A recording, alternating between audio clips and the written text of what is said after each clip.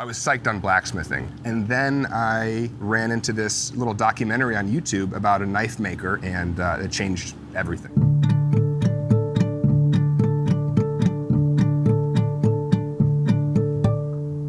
My name is Louise Newsom, entrepreneur and host of The Makers, where we tell the stories of how everyday creatives turn their passion into a sustainable business. On this episode, you'll meet Matt Yazel, founder of Yazel Knives and part of the Makers Central team in Tarrytown, New York, a community workspace for artisanal makers who have learned and honed their craft either on their own, at school, or at one of the numerous and invaluable teaching studios out there, and took the leap and turned that craft into an actual business. Matt Yazel, a classically trained American bladesmith, finding his true passion after 20 years of restaurant and hospitality experience. His knives are made from scratch using a variety of raw materials, including steel, wood, and fabrics. A creator of one-of-a-kind kitchen tools that are highly functional, unique, and absolutely beautiful.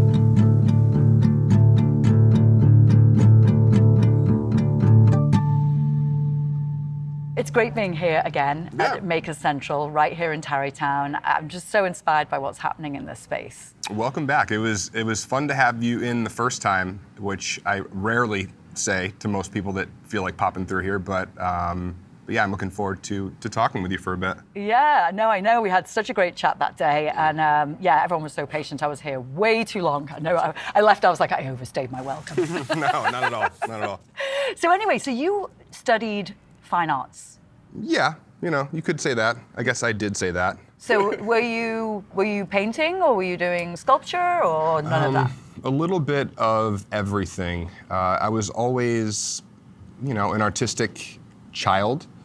Mostly, it started with pencil and pen and drawing and things like that, and then through high school, the only class I really could excel in was literally anything to do with art, and then.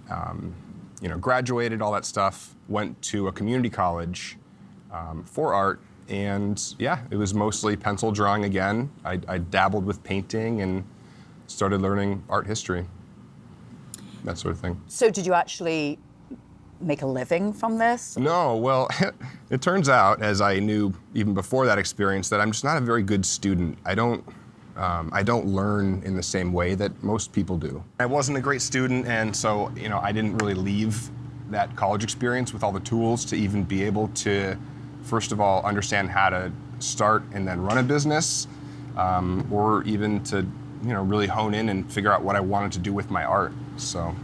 Well, but obviously you did. I mean, you're doing two things that you just said that you didn't know how to do. You're running a business. Yeah. And you got into the craft and the art of bladesmithing. Mm-hmm. So how did that happen? Well, I had to think about it for about 20 years. And I don't really know. It's just one of those things, I guess, that for me, it found me at the time in my life where I was ready to find my passion. And I think that if I had discovered this, right out of high school or even 10 years ago, I might not have taken it as seriously or have been as passionate in my pursuit of it. Where did that come from? So we're all from restaurants. That's all of our past. I think we can all say that we took a lot out of that experience. So much of my life and who I am today is shaped by the restaurant experience. All my friends, the things that my values, all those things revolve around the restaurant. But after, again, 20 years working in that environment, it's the party kind of ends at a point, and then I'm left thinking, like, what is going to be there after this that's going to really fulfill me? So what were you doing in the restaurant business? Everything. Right. Yep, everything. I started off my first job, I was 14. I was working at Friendly's Ice Cream. I don't know if you're familiar with that. Oh, yes. Yeah. Plenty of Friendlies in the past. Yeah, exactly. So good. Give me a Sunday right now. I was cooking burgers and making quesadillas at Friendly's for a couple years, and then I found out that you could make a lot more money working in the front of the house and serving. So I started doing that. I quickly escalated to working at what would be considered the best restaurant in my hometown, and then from there I moved to Boston, and then kind of worked that scene for about 10 years, working my way up the ranks and learning more and more. I've worked literally every single position in a restaurant. There's not one thing that I haven't done. So the fascination with knives, I mean, is this something that you had as a little boy? Actually, yeah. Yeah, You told me a funny story when I was here last time. Well, yeah, it's you and your knives and totally. hiding them. It's just as crazy to me as it is to anybody else, I'm sure. But I think you get older, you start to forget the things about yourself, right? Like, how did I end up here? Why am I the way that I am? And yada yada. So last Christmas, I went to my parents' house and started like rummaging through my stuff in the attic, and I'm pulling out, football crap, and I finally get to my art stuff, and it's all very fascinating to look at. All my report cards, which are just horrible. We'll save that for the next conversation. And It's always fun looking at that. Yeah, exactly, sort of. But in the bottom of the box, I came across a knife collection that I had when I was a little kid, and it started from my first ever knife that I received as a Boy Scout, and it's this tiny little folding thing, and I got it for Christmas, and I just remember looking at it and just wondering what was going on in there. I loved it so much I didn't even really use it because I didn't want to wreck it. And I'm digging through this box, and I found a few more knives, and I end up pulling out 10 or so different knives that I'd collected as a child. One of which it just brings back so many memories. I think this is probably what you're thinking about, is that when I was probably 9 or 10, I somehow acquired this really big folding knife. I mean, the blade is probably 5.5 inches long, and for a little kid with 10-year-old hands, it's like a sword. Definitely. Yeah. Lethal weapon. Oh yeah. No, where were my parents? Where were they? What were they doing? And we would, my friends and I would love to like kind of tromp around the woods and do that sort of stuff. So every day before I left for the woods, I would go to the outside of my house where I hid my knife. I buried it underneath the outer portion of an air conditioning unit, like the big fan thing. So I buried it under there where no one could find it but me, and then every day I would take it out and do my wood stuff with it. And of course, before dinner I'd have to sneak it back into its safe place. Were you hiding it from anyone, or was that just part of I was hiding it from everybody. Right. I wasn't supposed to have that. Right. I think there was a knife in there. How did you get hold of that? I have no idea. I don't know. I bet you it was my grandfather's, and I probably pilfered it, unfortunately, from him, but yeah. So you forgot that you hid it there? I did. We moved out of that house maybe a year later, so I was probably 11 or 12 when we moved out, and then I forgot about it into my early 20s. So 10 years later, I end up driving up to my childhood home, and of course, several different families have lived in this house by then, and I kind of snuck around the back and dug up my prized folding knife.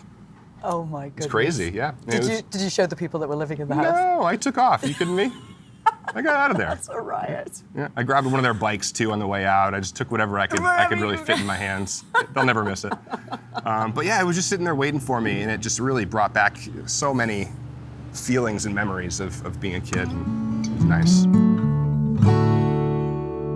The Makers is brought to you by Trade and Prosper. Here we share the stories of individuals and businesses that make our communities. We believe in those who are committed to doing well by doing good, using their hands, minds and hearts to create a better place for us all, and believe that a little sweat and a lot of sharing turns a community into a populace of prosperity.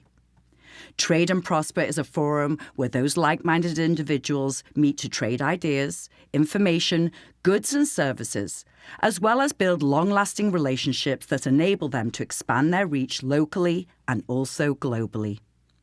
For more information on our organisation and for more podcast episodes, head over to tradeandprosper.com. Follow us on social media and join our Facebook group to connect with our growing community of creative entrepreneurs. You worked in restaurants, you worked front of house, back of house.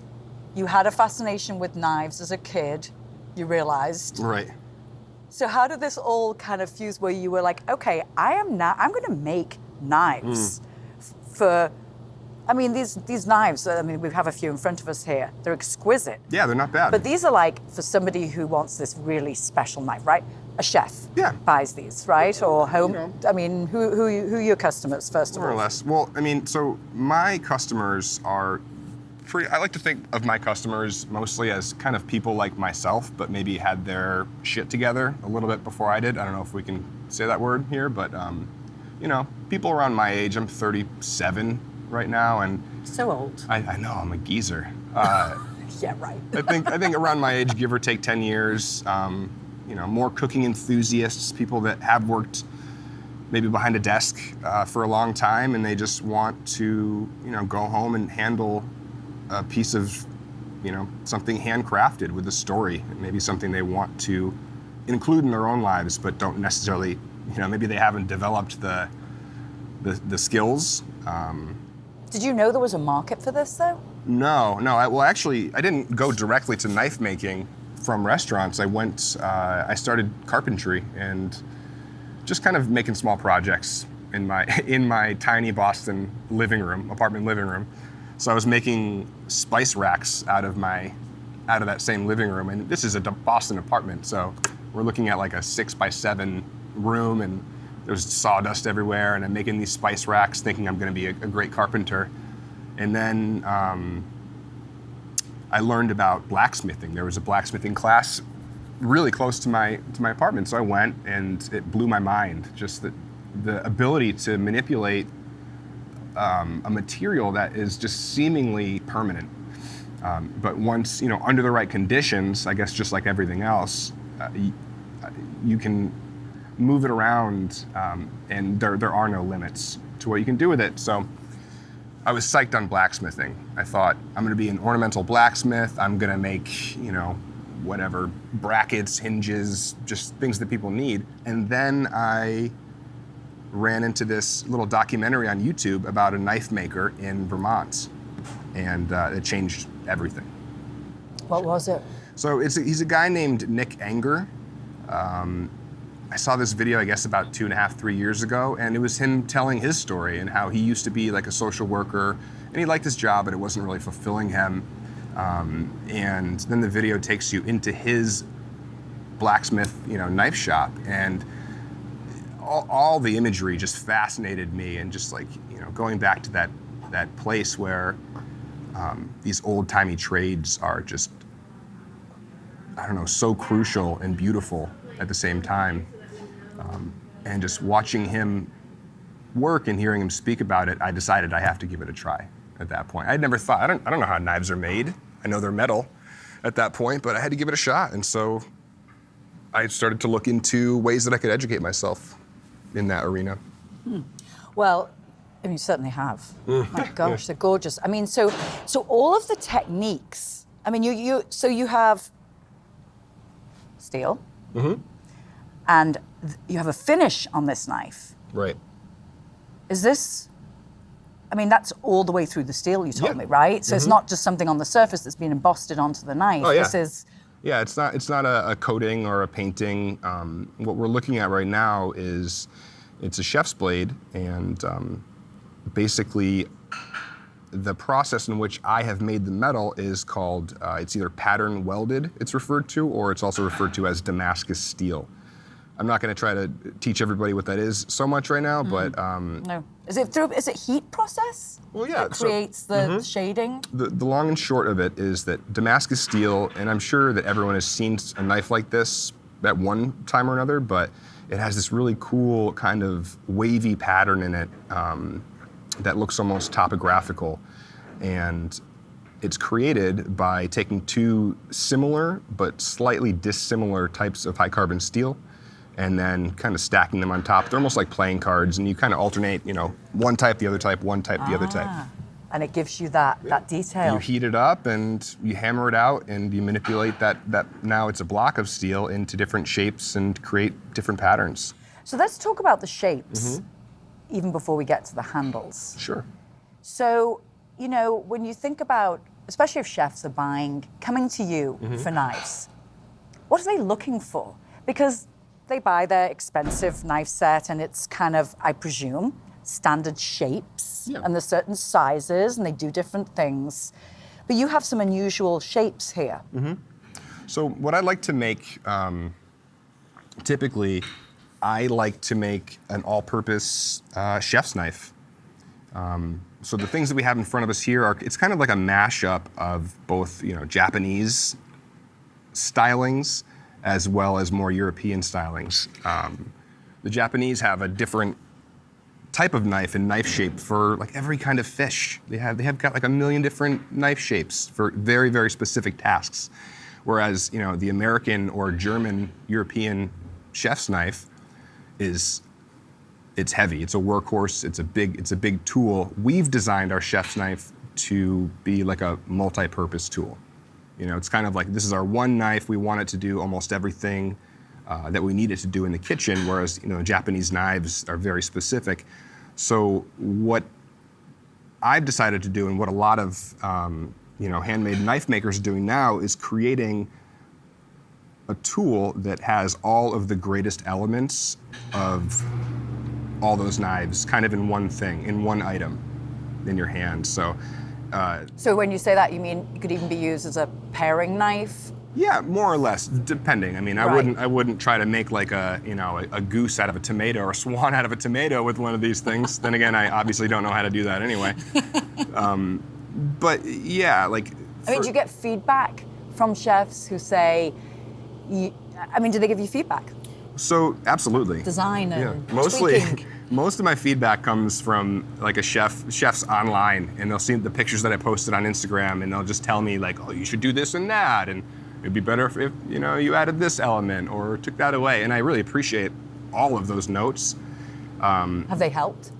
Somewhat. It's great to get an idea of what the pro chef wants and needs in a blade. For example, this guy I used to work with 10 years ago, he popped into my DMs on Instagram, and he was telling me, he was looking at an image of an 8-inch chef's knife. And he told me, he said, look at what the line cook right now needs is like a 6-inch chef knife that's taller, taller meaning from the heel portion of the blade to the spine.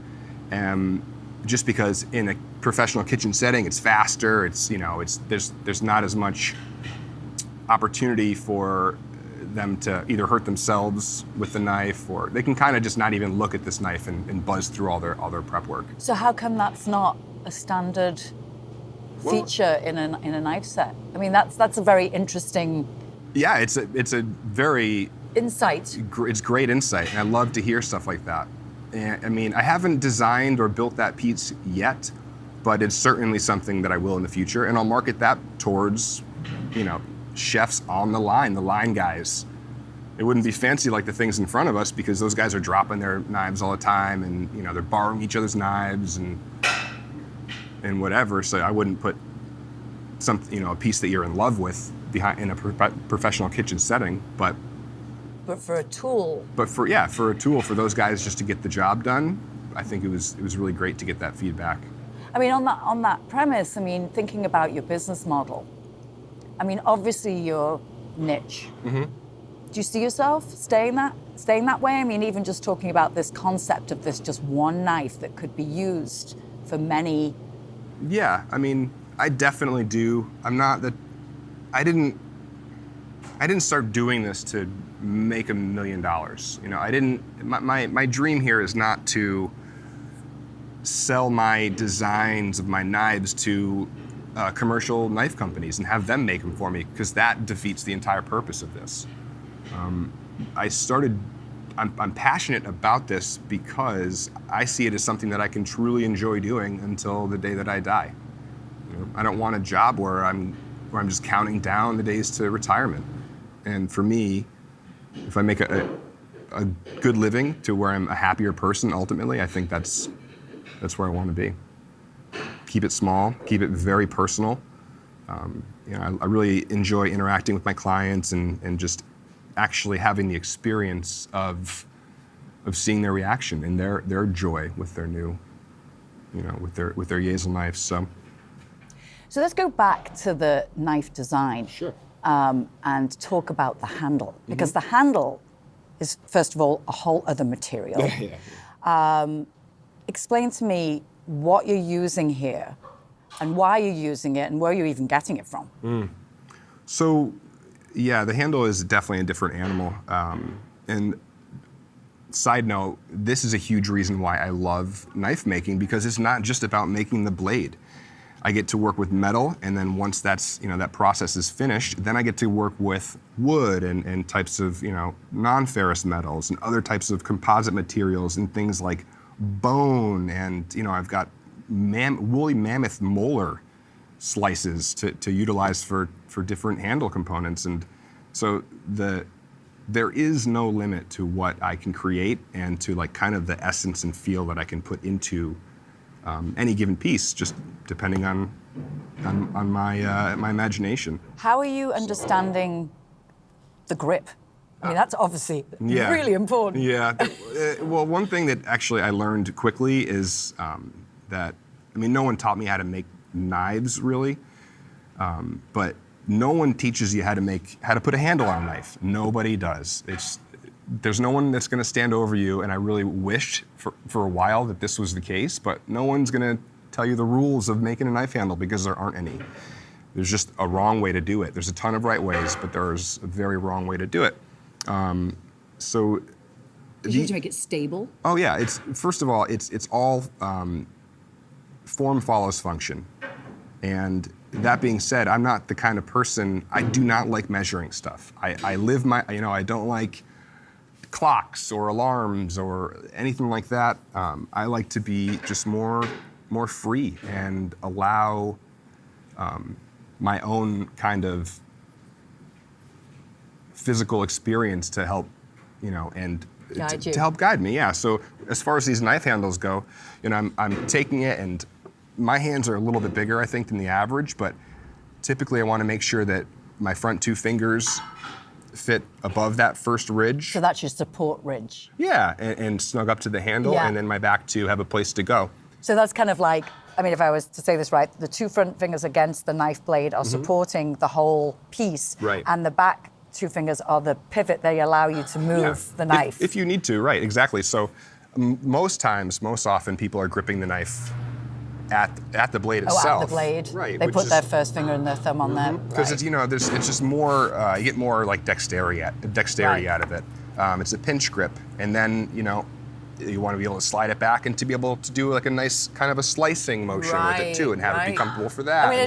It's a paintbrush in a way, right? Yeah. Because the cuts and the marks and everything that you're doing when you're prepping the food is so important. Well, if the knife isn't comfortable, then it's not really going to get used that much, unfortunately. And so I really I handle these things a ton, way too much, and I just try to mimic the motions that the end user is going to be kind of going through with it, and try to make sure it's comfortable in each of those positions. And then I take it a step further and try to see how I can create an interesting look or flow of the lines and the curves in the handle. So how are you finding your customers? Do you find yourself savvy with the marketing side of your business, or is that tough? We're getting there. We're working on some branding things for me right now. We're building a website. And so all that, thankfully, is being done by people that know more about it than I do. I'm leaving that to the talented people. But really, so far, it's been word of mouth for the most part. Obviously, we did this Kickstarter here at Maker Central that was incredibly successful. I'm super, super grateful to have like this flood of people's interest in my work. And now I've got a very full plate. But well, that's great. Yeah. Until then, it was mostly, I sell one knife to one person, and then one of their friends finds out, or that's. What's the price of these knives? Like, what's the cost range? Just a range. For you, very affordable. For you. Are they like over $1,000? Depending, yeah. It just, so the cost is really based on the amount of time it takes to create the piece. And the wood you're using for the handle. Yeah, well, the materials can fluctuate in price, but typically that's not even a major element to this whole equation. It's really the amount of embellishment that takes me more time to make the knife. So if this chef's blade here is taking me, let's say, 50 hours, I mean, how much would you want for 50 hours of your Right. time? You know, so. And the people that appreciate and know this, Yeah. they understand it. Exactly. And so Yeah. for 50 hours of my time, and you know, I'm kind of a new guy, this is a $1,300 knife. And for that, you're getting a completely unique, one-of-a-kind knife that I have literally toiled over to make sure that it's perfect in every way. And Do you have custom pieces? When I say custom, meaning that you have someone coming in who just is struggling with the universal availability, the knife availability out there, and they have their hand as a certain shape. That Oh, might yeah, be, absolutely. So they come to you for something Totally. very specific. And my mother is the first person to come to mind because she's developed some pretty terrible arthritis over the past however many years, and she's a wonderful cook as well. She's a great home chef, and so you know, I'm having to design these knives that she can kind of wrap her little claws around so she can continue to make us the food that we all love. There's another chef that's local, I won't mention his name, but he's got an injury on his hand that prevents him from holding certain shapes. And all of those needs can be, you know, accommodated relatively simply. You're not gonna find a commercial knife in a store that's going to have those qualities, or that thinks of the individual. Well, because basically, with a knife, generally, it is even on both sides, right? It is basically a form that's following a certain design. Yeah. So I suppose if someone with any kind of injury or you know that needs that changes all that, and maybe Oh, of you're course. taking a side down and it's flatter on one Exactly. side, and Yep. right to accommodate. Like my mother's, change of the handles that I make for my mom are probably 40% wider than the handle I would give to anybody else, just because she can grasp that one. And these things are so sharp. The last thing I want someone to do is be fumbling with it in their hands and then cut themselves. So it's all about safety too. Absolutely, Yep. about safety. Well, this was, oh my God, this was so insightful, Matt. I mean, I've like a whole new perspective on these knives, and I mean, I've had an appreciation, but even more so now after talking to you. Thank you very They're much. beautiful. So, are you going to teach me how to use it now? Yeah, totally. What are we going to chop up? What did you bring? What did you got? You got a cantaloupe somewhere? Some paper. We can do that too. Thank you for joining me this week on The Makers, brought to you by Trade and Prosper. If you enjoy the show, please follow me on iTunes and listen in next week when I chat with Natalia Woodward of Bat Flower Press. Natalia has a long history of printmaking and has spent her career around precious artwork, working with high-end art dealers and organizations such as New York's MoMA.